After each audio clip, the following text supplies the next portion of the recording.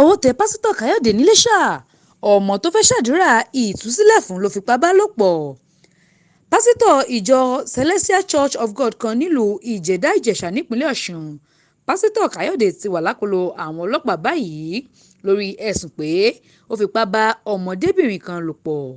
Àdúrà ìtúsílẹ̀ la gbọ́ pé pásítọ̀ yìí lòun fẹ́ ṣe fún ọmọdébìnrin tí kò sì pé ọmọ ọdún méjìdínlógún ọ̀hún tó fi kì í mọ́lẹ̀ láago 9 alẹ́ tó sì bá a sùn nínú ṣọ́ọ̀ṣì. Gẹ́gẹ́ bí Yẹ́misí ṣe ṣàlàyé lásìkò ètò àdúrà kan níléèwé tóun lọ ní ọmọkùnrin kan ti sọ fún òun pé kóun kún fún àdúrà dáradára nítorí òun lè má lo ọdún 25 lókè èèpẹ̀.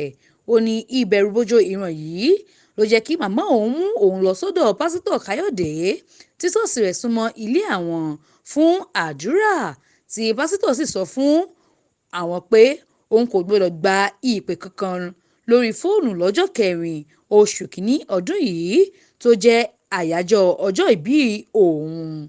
Ó ní bó ṣe di ọjọ́ 3 oṣù kìíní ni ìyá òun ti gba fóònù lọ́wọ́ òun. Bí ilẹ̀ sì ṣe mọ́ lòun ṣe lọ sí ilé pásítọ̀, ó sì sọ fún òun pé òun gbọ́dọ̀ wà lágbègbè ṣọ́ọ̀ṣì títí di aago 6 ìrọ̀lẹ́. Ó ní níbi tí òun sùn sí nínú ṣọ́ọ̀ṣì ni pásítọ̀ ti wá jí òun. Ó béèrè pé ṣé òun ní ọ̀rẹ́kùnrin nítorí òun gbọ́dọ̀ ní ìbálòpọ̀ lóru ọjọ́ náà kí òun tó kúrò nínú ṣọ́ọ̀ṣì, pẹ̀lú ìkìlọ̀ pé irú ọ̀rẹ́kùnrin bẹ́ẹ̀ kò ní láǹfààní láti fi ọwọ́ kan òun mọ́ láíláí. Ó ní lẹ́yìn tóun sọ fún pé òun kò lè ṣe bẹ́ẹ̀ ló ní òun yóò ran òun lọ́wọ́. Ó ní òun yóò di iyọ̀ mọ́ ọwọ́ lásìkò tí òun bá ń bá òun láṣepọ̀, lẹ́yìn náà lòun yóò sì fi iyọ̀ náà fọ orí òun.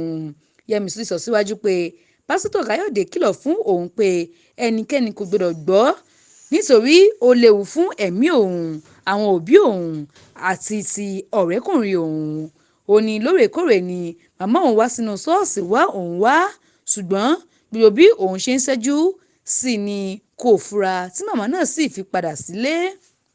Nígbà tó di aago 9 alẹ́ ni pásítọ̀ yìí ga Yẹ́misí lọ́rùn mọ́ orí àga, ó ya ẹsẹ̀ rẹ̀ sókè, ó sì fipá bá a lò pọ̀. Bí ọmọ yìí ṣe ráyè sá kúrò nínú ṣọ́ọ̀ṣì ló sá lọ sílé ilé wọn, ṣùgbọ́n ṣe ni pásítọ̀ yìí tún tẹ̀lé.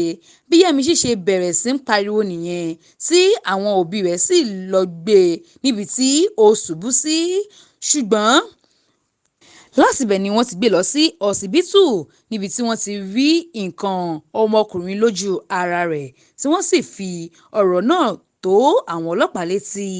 Alukoro ọlọ́pàá lọ́ṣùn Yẹ́misí Ọ̀pálọ́lá fìdí ìṣẹ̀lẹ̀ náà múlẹ̀.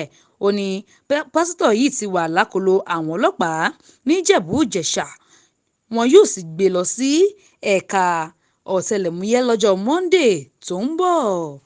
Mariam Ọláníyì ló ń jábọ̀ ìròyìn fún Etí Ọba TV.